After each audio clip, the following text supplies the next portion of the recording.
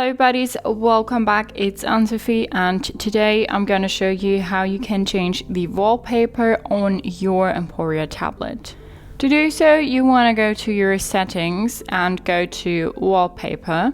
Then you see your current wallpaper here, and then you can click on change photo and then choose any photos that are suggested here, but you can also say take a picture, and if you have own pictures on that tablet, it will be shown here as well. So we now go ahead and choose a picture, and I'm gonna choose this one, and we can zoom in and zoom out in this picture and then go to save, and then we can go back and then we have a new wallpaper. So that's how you can change your wallpaper on your Emporia tablet.